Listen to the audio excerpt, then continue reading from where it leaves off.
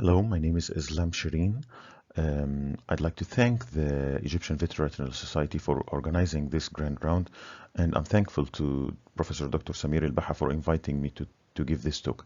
Today, I'll talk about one of the recent classifications used in cases of myopia, which is called the ATN classification. Myopia is an important ocular disorder, affects large number of population, which is estimated to be approximately 2.5 billion people all over the world. 1/3 of them suffer high myopia. Eyes with high myopia have the axial length equal to or more than 26 or 26.5 millimeters, or the spherical equivalent more than -6 diopters. Eyes with pathological myopia have structural changes leading to visual loss, including staphyloma and axial elongation. Several classifications were proposed to classify the myopia. Some of them depends on the extent, like the one proposed by Shimada et al., which classified the myopic retinoschisis into classes starting from S0, in which there is no retinoschisis, to S4, in which the retinoschisis affect the entire macula, like this patient. This patient, for example, have an extrafoveal retinoschisis, so he or she is classified as S1. Another classification depended on the layers involved by the retinoschisis and classified the cases into cases with inner retinoschisis, in which there is affection of the inner retina, including the nerve fiber layer, ganglion cell layer, and inner plexiform layer, or outer retinoschisis, which involves the outer nuclear and outer plexiform layer, or cases with inner and outer retinoschisis, like those two cases. In 2015, Ohno-Matsui et al. Proposed a classification of the myopic maculopathy based on the degree of the atrophy. This was called the meta-analysis for pathologic myopia, or abbreviated as META-PM. It classified the condition into 5 classes, starting from 0, with no myopic retinal lesions, to class 4, in which there is a complete macular atrophy.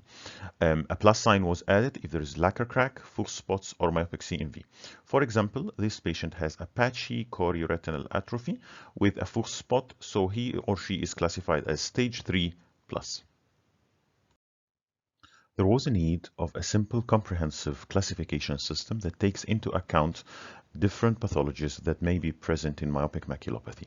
A good example was the TNM classification used in oncology, which took into account the extent of the tumor itself, the T, the lymph node affection, N, and the distant metastasis, M. The same principle was used in ophthalmology in the TCL pterygium classification, which classified the pterygium according to the thickness of the body, T, the central invasion, C, and the limbal invasion, L. The authors of the ATN grading system classified the myopic maculopathy according to 3 variables: the atrophy, A, which is evaluated on the fundus photo, the traction, T, and the neovascularization, N. Both of them are evaluated on the OCT scans. They took into account the traction and the neovascularization, which are highly relevant to the myopic maculopathy. So the A component was very similar to the META-PM classification, classifying the condition into 5 classes, starting from no myopic retinal lesion and ending up with complete macular atrophy. The T component was evaluated by the OCT, and it took into account if there is retinoschisis, foveal detachment, full thickness macular hole, and or retinal detachment. The neovascular component included 4 classes. It took into account if there is lacquer cracks, active CMV, or CMV scar full spots. So the N component was an OCT diagnosis in the ATN grading system. It was considered positive if there is a type 2 or a subretinal CMV. The activity was again an OCT diagnosis, and it was considered positive if there is an evidence of intraretinal or subretinal fluid. In the next part of my presentation, I'll try to show some examples and apply the ATN grading system on them. So in this patient, for example, there is a tessellated fundus in the fundus photo. There's no diffuse or patchy choroidal atrophy, so this is classified as A1. There's no lesions or tractions identified on the OCT, so it's classified as T0, N0. The fundus photo of this patient shows a diffuse choroidal atrophy in the macular area, so this classifies as A2. The OCT scan shows no evidence of traction or any neovascular abnormality, so it classifies as T0, N0. We should notice that thinning of the choroid and the diffuse atrophy corresponds to thinning of the choriocapillaris on the OCT. This patient on the fundus photo has a diffuse choroidal atrophy and some lacquer cracks, so this classifies as A2.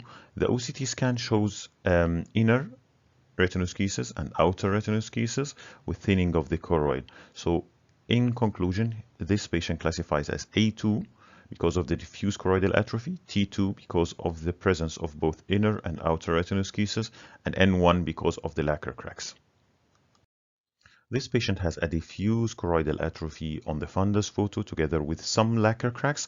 On the OCT, there is an inner retinoschisis, there's an outer retinoschisis, there is an epiretinal membrane which is not a part of the ATN grading system, but it's worth mentioning. So in conclusion, this patient classifies as A2 because of the diffuse choroidal atrophy, T2 because of the presence of both inner and outer retinoschisis, and N1 because of the lacquer cracks.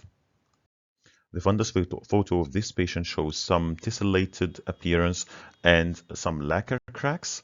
There is a CMV, but as we mentioned, we don't depend on the fundus photo for diagnosis of the CMV. If we'll move to the OCT, we'll find that there is a type 2 CMV, which is active as evidenced by those pockets of subretinal fluid. So this patient classifies as A1 because of the tessellated fundus, T0 because there is no retinoschisis, and N2A because of the active CMV. In this example, the patient has a patchy choroidal atrophy on the fundus photo together with a Fuchs spot. This corresponds to area of loss of retinal pigment epithelium and the Bruch's membrane on the OCT scan. However, there is no other abnormality. So this patient classifies as A3 because of the patchy choroidal atrophy, T0, and N2S because of the Fuchs spot. In this patient, the fundus photo shows tessellated fundus appearance with some lacquer cracks. On the OCT scan, there is an active CMV with subretinal fluid and intraretinal fluid, but there is no foveoschisis, so this patient classifies as A1, T0, N2A. So 8 years later, this patient started to complain with diminution of vision in that eye, which was previously treated with anti-VEGF for the active CMV. The fundus shows diffuse chorioretinal atrophy together with the Fuchs spot and the scar of the previous CMV. The OCT scan shows inner retinoschisis and outer retinoschisis with a lamellar macular hole and the scar of the previous CMV.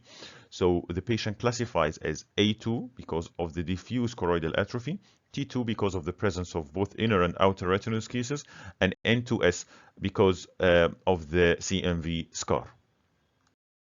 So this patient had pars plana vitrectomy with ILM peeling done. As we can notice on the OCTs, there is resolution of the foveoschisis. So the patient classifies as A2 because of the diffuse choroidal atrophy, T0 because there is no foveoschisis, and N2S because of the CMV scar. This will conclude my presentation. I'd like to thank you very much for your attention.